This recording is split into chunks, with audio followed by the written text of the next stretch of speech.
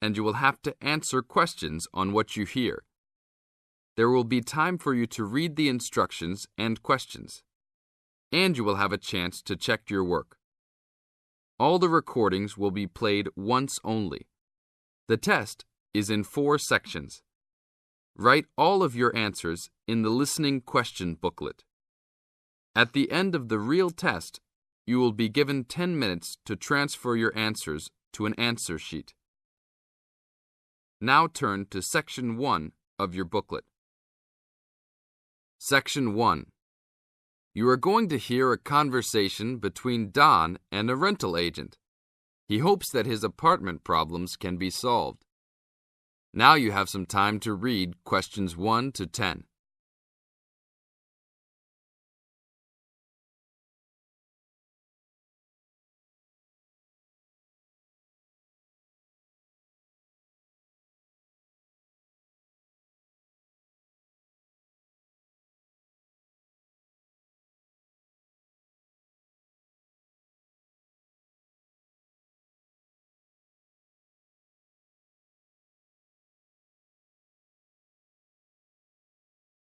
Now listen carefully and answer questions 1 to 10. Good morning. I am a rental agency. How can I help? Oh, hello. I'm ringing about some problems I'm having with my apartment. Yes, of course. If I can just get a few details first. What's your name? Don Chester. How do you spell that? Chester. Okay. And the address? Apartment 4, 18 Ruby Lane. Ruby Lane. And that's in Newbridge. Oh, yes, I know the one. Could I ask how long is the lease? It's for a year. And you moved in on? Last week, on 24th May. Good, thanks.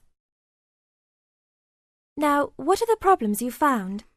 Well, nothing too serious, but a few things that have been building up over a few days. Yes, of course. Well, the first thing is the fridge. The seal on the door is decayed, and we have a small child and need to keep milk cool, so we need to get that done straight away. Okay, that's the fridge for immediate repair. And then there's a little problem with the gas water heater. Uh-huh. The switch is broken. Right. It's not serious and we can still use it. But if you can send somebody over in the next couple of weeks or so, that'd be great. Okay, I've got that. Then we're worried about the front windows. Are they broken? No, but there are no blinds on them. And with privacy these days. And when would you like those done? Oh, it's not really urgent. But there are only thin curtains on the windows, and people are walking past. Yes, we'll have those done for you by next week, don't worry. And then there's the front door lock. It's getting quite annoying. It often jams and we sometimes have to fiddle with it for minutes before we can get in the apartment. I'd really like to get that fixed up right away. That's no problem. And then the last thing is the shower curtain. It's torn. Oh, right. We can get a new one and have it to you in the next week, if that's all right with you. Yes, that's okay. Anything else? No, that's all. Okay, fine. What we'll do now is get someone over to you this afternoon if you're home. Well, I'll be out for a short while. Okay. Tell us your preferred times. Well, the best time is about 2 o'clock. I'd have to check that with him. And if he can't get there then, what would be your second preference? Oh, any time up to 6 p.m. would be fine. Okay, I've got that. Great. Thanks very much. That's fine. Thank you for calling. Goodbye. Goodbye. This is the end of Section 1. Now you have half a minute to check your answers.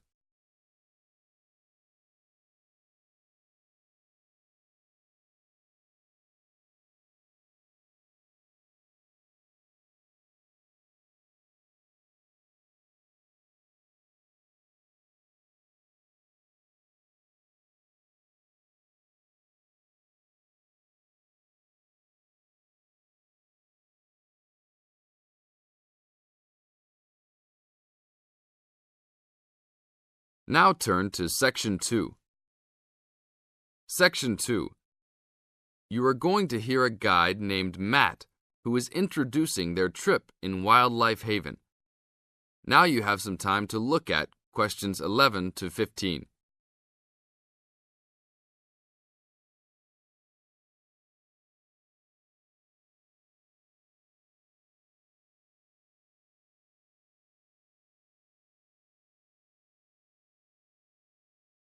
Now listen to the first part of the introduction carefully and answer questions 11 to 15. Well, good morning, everybody. My name's Matt, and I'm one of the 3 guides here at Wildlife Haven. Our job is to make sure that you all have a great time here with us and go home feeling happy and relaxed. As you can see, we're away from the city in a remote area between a national park and the sea. To encourage you to relax, there are no radios or TVs, and the only phones and newspapers are in the office. So, if peace and quiet is what you've come for, this is the place to be. From your cabin on the hill, you'll find you have the national park behind you, and you can look out from the sea from your front balcony. Your luggage will be unloaded from the bus and taken to your rooms in a few minutes. Once you have picked up your key at reception, please locate your room and check that all your luggage has arrived. The daily program here at Wildlife Haven is flexible and only as demanding as you want it to be. You should each have a brochure setting out the facilities and various walking tracks you can take. And on the bus, you are given a green sheet setting out a number of group tours in the coming week. If you want to join any tour, just write your name and room number on the relevant sheet along the wall here. Tomorrow, there is a beachcombers and rock hoppers tour exploring marine life in the rock pools along the beach.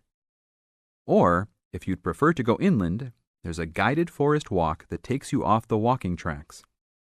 If you want to catch some lunch, you could join the beach fishing expedition. And at night, you'll see there is a moonlight forest walk that leaves each night at 7 p.m. So there is plenty to choose from at Wildlife Haven, and of course, that includes just sitting on your balcony watching the waves roll in. But I would recommend my favorite tour, the Waterfall Walk. This departs at sundown each day and also provides the opportunity to have a moonlight swim. Now you have some time to look at questions 16 to 20.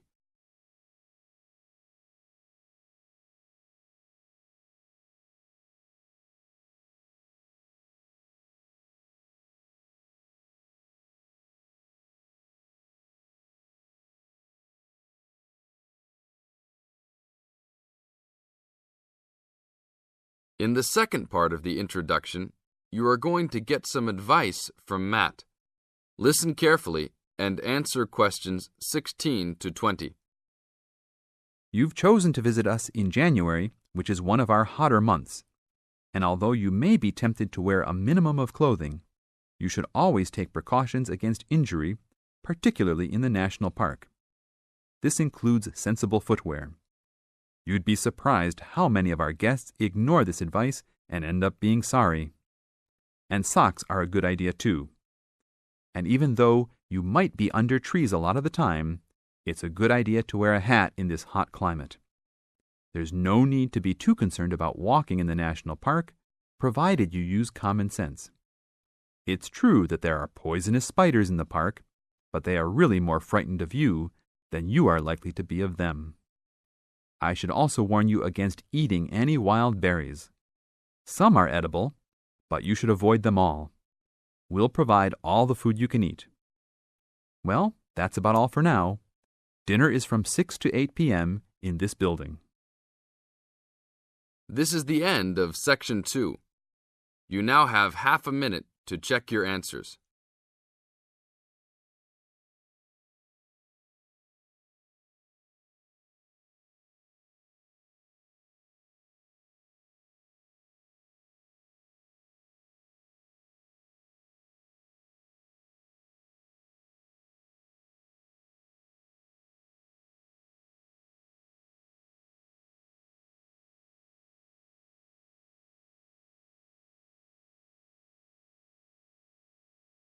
Now turn to Section 3.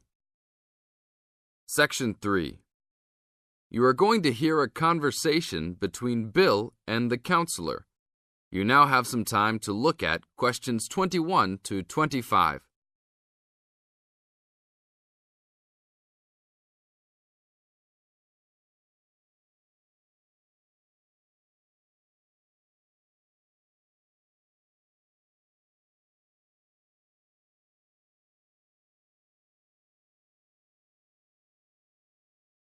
Now, listen to the conversation carefully and answer questions 21 to 25 by circling the correct letter A, B, or C.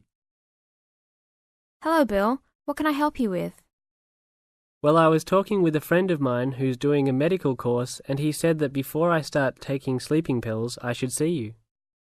I see. Well, I can't prescribe any medicine, Bill, and I prefer not to encourage anybody to take sleeping pills. What I can do is to help you look at why you're not sleeping. Okay, but I think it's because I don't know how to handle all the work. I found that new students find college very different to school. The biggest difference seems to be that you have to get used to working more independently at college, and this can be difficult to pick up straight away. You can feel that you're not quite in control of it all. That's right. I mean, with only a few lectures and tutorials each week, it looks like an easy workload, but then you suddenly realize that there are assignments, tests, and exams. I know I'm not the only one. I really prefer to work quietly in the library where the resources are, but its hours just don't suit my work and sleep habits. Yes. Having a lot of time to manage and having to arrange to get everything done and still have time left over to relax and feel refreshed usually needs careful planning. Yeah, that's right. I know. But it's hard to get started. My medical mate said you can help with getting organized, and I sure need it. Okay then. I need to get a few details about your timetable and any other commitments. You can put them all down on this form if you like. Now you have some time to look at questions 26 to 30.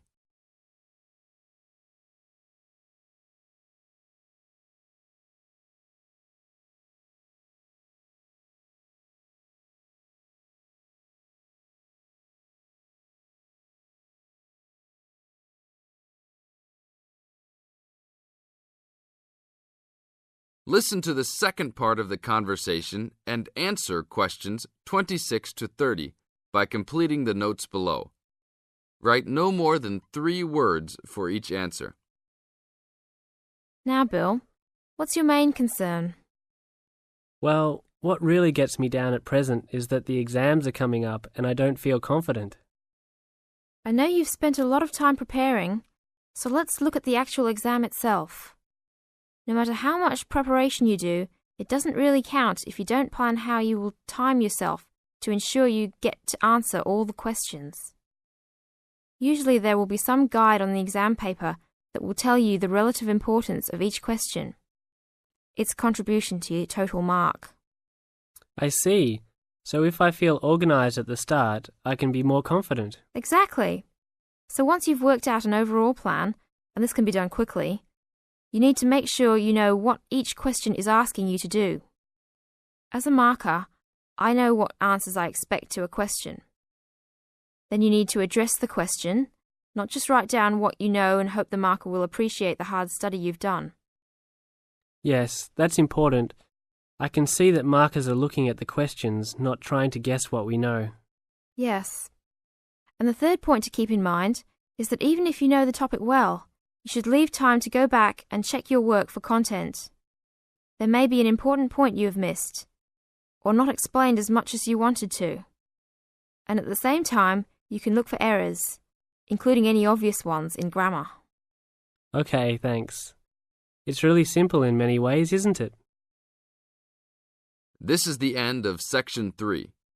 You now have half a minute to check your answers.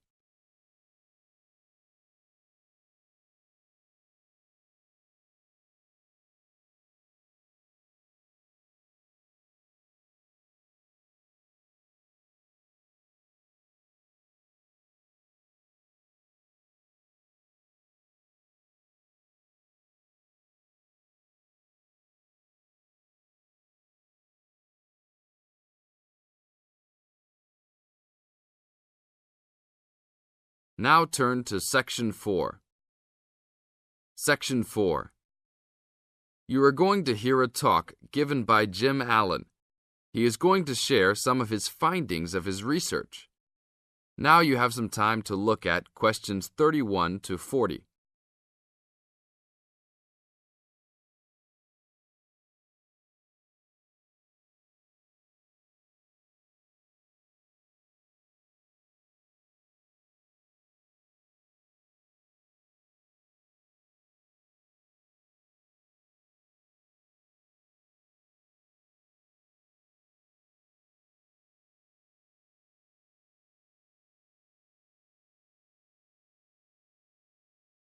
Now, listen carefully and answer questions 31 to 40.